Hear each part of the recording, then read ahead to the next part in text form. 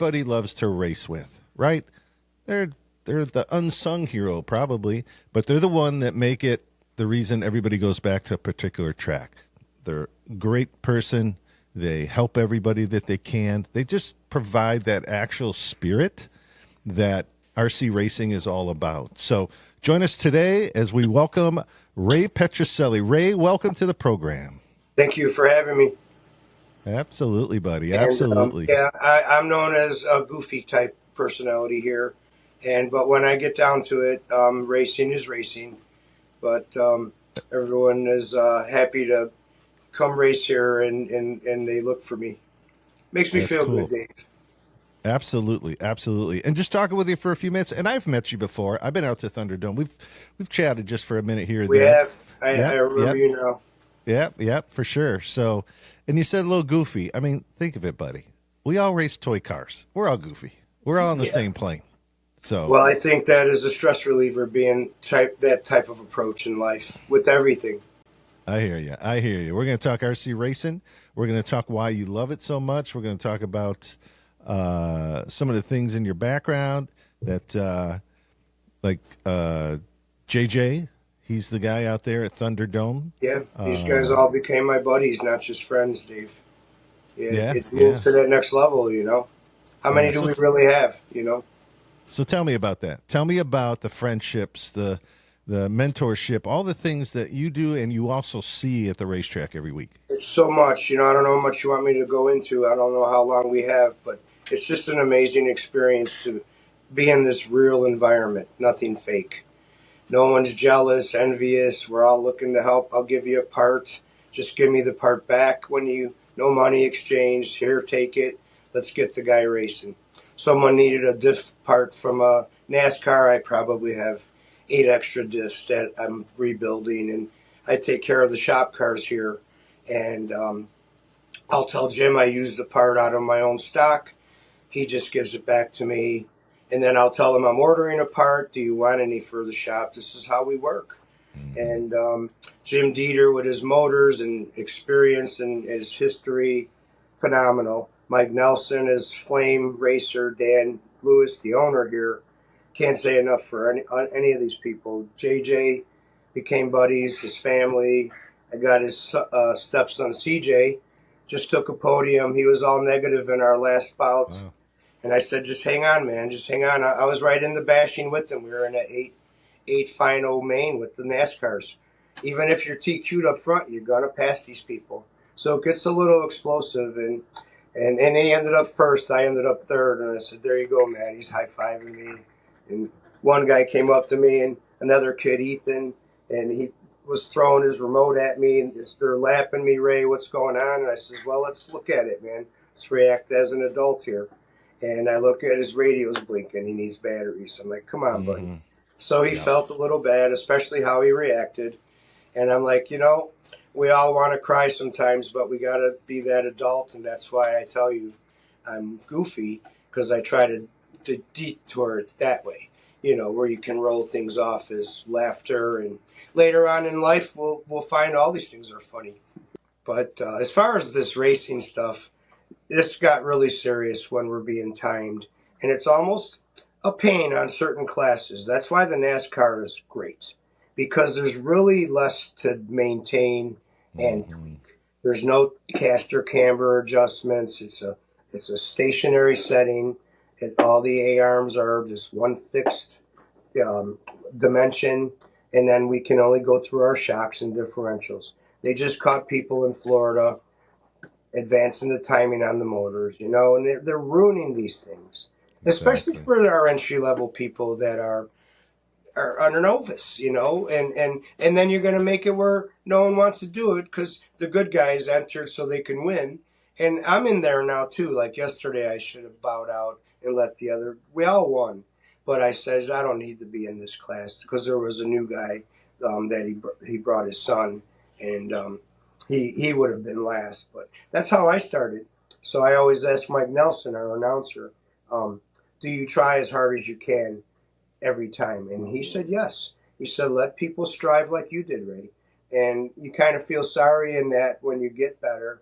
And but we have our moments where I'll let a person get ahead of me, just so as long as I'm on the podium, I'm good. I don't have to be first. Right, right. Yeah, But and and you're right. I mean, you have to compete. It's competition, right? And it's yeah, competition. It yeah, is. and they when novices come in, they can learn a lot from following the line, finding the I right taught line. people that they're getting better lap times than me. I showed them how to take the lap. I'll give you an analogy of a quota I came up with work. We'll use the number 7. You might choose 5 plus 2. He chooses 4 plus 3. This guy's 8 minus 1. Dave, I don't care as long as we reach that number. I was a Mhm. manager with a company. I won't mention names. I don't know how that goes on our interview here, but so you got to manage people. I'm not telling you my way is the only way. So I'll Right. show you 6 different ways to do the same job, and then Dave picks what fits him best, and that's how I roll. And that's what I show these guys, that when I get a lap time that's a 4.2 on the oval, that's the perfect lap. You're not going to get that when you're out there with 8 people. So I tell them, once you find your line and you can get that lap, yes, you want to run that every lap. But when we're out there with 8 people, you have to venture. You have to say, okay, I know where I'm fast. Let me loop and go left, right, up and down, because I have to see where we're getting, where I take my eye off my car to look ahead and see what I'm coming up Mhm. on. So Right. it's, yeah, 8 people. We had up to 12 and we lowered it to 8. So even experienced drivers, it's pretty impossible to get through clean. So Yeah, I'm I doing, hear I'm doing sign of the cross, hanging my you. rosary. Right. And I just tell people, I go with these 3 things I'll wear out till I'm dead: is have fun first, number 1. Number 2 is always try to get better.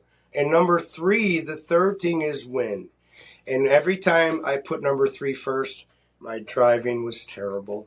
I pressured Mhm. myself. It's like if you're in front of me and I'm trying to catch you, I don't drive as well, but then we switch, and I'm like, wow, what happened? So what did we learn there, Dave? Run your lap, run it in your head, and Right. then just follow that and stick to your guidelines. And I've learned this through Matt Flake, another flame racer, Adam Knapp, all these guys that are way better than me. But what do? I enter a class that I get killed in to find out and follow them and sniff some exhaust, how to get better. What are they doing through each and every turn? It's like the movie The Matrix, knowing the path and walking the path. It's like a tenth, I mean, if you're racing sloppy and you lose a tenth every lap, you're gonna get lapped, and Chris Sanchez, he just was takes with 10 my, tenths, just I takes was 10 trimming a body. laps. That's exactly right. Every tenth, every tooth on a pinion or spur gear, everything matters. Ride height, weight, all these things, how much paint you're putting on your body. Everything comes down to stay as close to that weight of the classification as possible. None of that mattered to me. I'd be using a can of paint on one body, the whole can. Now I'm getting like 3 bodies out of the same can, sometimes 4, because you just grazing over it, and you don't Hmm. want that to be. That's all the top weight too. So yeah, the more I know, the more I just say, hey, maybe I'll just get into crocheting a blanket for us. Seems a So lot when less did stressful. let me ask you this question. When did you start? When was the first time you ever picked up a controller? Oh, well, this goes back to when it was on a wire. I mean, my Oh, parents wow. got me one, and it only went so many feet. And then my first really great vehicle, my girlfriend, now wife, bought me, was a Stampede from Pat's Hobbies. And Okay. that was my first actual good RC car. Water And what year? resistant. What year was that?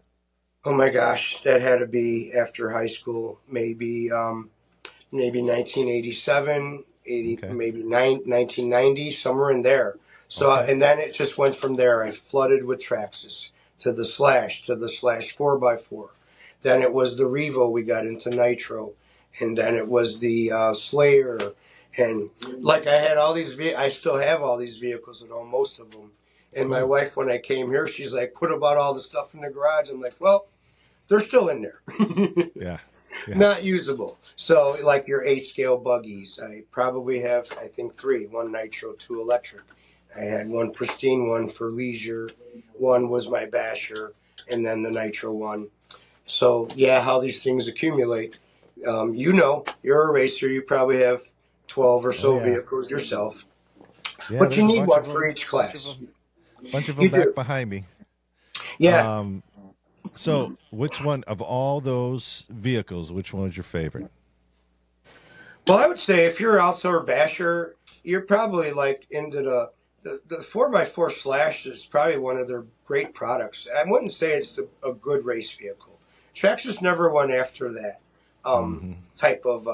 They cover the ready to run market, and Right. they're probably making more money than these companies that are just selling kits and race vehicles because, and they don't mind, and their products are excellent. But I did like my Revo, and that one only goes so far when you're in the nitro. I moved on to Serpent for my electric truggy, and the nitro I went with a low C, and but I really liked the 8 scale buggy the best. I raced truggies and outdid them because I'm more nimble. So, but the favorite one I would say is my short course trucks. I like them because you can just putz along, you can race them. I have a 3.0 low C that I built myself. It's just phenomenal. I put on JATO tires just to run the thing because we're not using it for dirt anymore. So I'll run laps with my nephew in my driveway. He's he has Down syndrome, and we've kind of helped him since pretty much he was born. His dad died young, so he's like kind of like my son. But yeah, he's That's driving awesome. his Slash, so I'll take it. He's got Uh, brushless system in there, and I'll take it off of training mode, and I only run the 2S. But we go in the open field, and he's not like running into the trees. He knows all the mm-hmm. fundamentals. Brake is forward, one more is reverse, and he knows left and right, and so I taught him how to drive. I don't know if he'll ever be able to drive a car because of his Sure. discrepancy with that. But so yeah, kids will walk by and they'll be like, "Hey, can I check it out?" And I'll be like, "Sure." And I started my nephew with the actual toggle old Silverado someone gave me from my company I worked for, and that's the simplest because up down and left right because the steering wheel gets a little I don't know, and then you go up from there. So yeah, I got my nephew the Mini Carrera, and the only problem with that was your range. And then I Mm-hmm. gave him my 2x2 Slash, and it's my personal one. But so I'll run. I have a Nitro Slash, so I'll run that one. And I showed him. I even let him drive it, and I says, "I want you to feel the power, but remember where the brakes are." Yeah, he pulled a wheelie, Yeah. and he goes, "Man, that was nice, Uncle Ray." I says, "Well, I have all these vehicles, Kyle. So when you're ready, just like my son came over, and I was racing the Slash 4x4 when I had the Brickyard, and he took my low C, and he was killing me. And I says, "Here, try this one just to see the difference, Jeremy." And and he's like, "No, no, I'll take the low C back." That's what he's comfortable with. Well, it drives better. It's got the metal chassis and stuff like All that. right. All right. I But got to ask you this question because it came across in the description. Tell me about how you got the name Helicopter Kid. Helicopter Kid came because I was always late getting on the driver's stand, and Mike Nelson brought this up. So he always says he's running late. He flew in from such and such, and then boom, I'm the Helicopter Kid. Yesterday I There you had go. three models back to back, so I race Marshall. So I was late for one occurrence, and Robert Metello, we call him Gabagoo, he was ripping on me because we're buds. And he goes, "That's it. You're docked one lap," and they just wait for me. But I says, "I'm coming. I got to get three cars out there at once." So I think they look for it though, Dave. Ray's late again. I caught the Yeah. train. You gotta give him that. You got to keep the legacy alive. So So, yeah, that came, and when Mike just used to call my name when I first started racing, I'd drive right off the cliff. There's Ray, bing. So he goes, "Well, we're going to change your name to Mike since Ray isn't working. Every time I call Ray out, you drive right into the boards." yeah, it's the So announcer's curse. and these newbies don't understand it until they get up there. You know what I mean? There's that walking the path thing. And I'm like, "Hey, we hear your name over there." Just like when I worked for my company and I had to use the intercom. Yeah, I'm like, "You do it. And I got to, let me write out what I got to say so I don't mess up. By the end of my career, I'm doing Tommy Boy announcements. You want housekeeping? You want a hot towel? I did the same thing at work, Dave. I made work fun, and my people that I managed liked me. They worked for me. I says, "This is physical. We can't magically do our job. It takes when you come to work. It's called work. Look it up, people." Okay. Exactly. So same Exactly. thing. It rolls over everywhere. Being a goof, being fun. My one friend was mad I retired before him. He's like, "Oh, why couldn't you wait a couple more years? We got some jerk to take your place." I says, "Hey, man, sorry, I was taking care of my aunt at the time. She had a health issue, but I was anxious to go anyways. I put in 40 years, so Nice. it was some time. Nice. But yeah, Nice. helicopter kid, and everyone. We got Juice, Matt Del Judas. He's called Juice. Yeah, I know him well. Maddie Flake is Maddie Ice. JJ, I don't know what we call him. Cannoli. I'll call him a cannoli. So yeah, the bondage we have, and everywhere the racing I've seen that I went to the lower level, I went to Batavia. It's very similar. The club racers are really the same way. Where I went to Batavia and I forgot something that I didn't plan I needed, and I had everything else but that, of course. And what does someone do? Hold on, let me look here. I got some Loctite glue here. I didn't bring it, and oh, I didn't bring my CA glue for the sidewalls of the tire and stuff like that.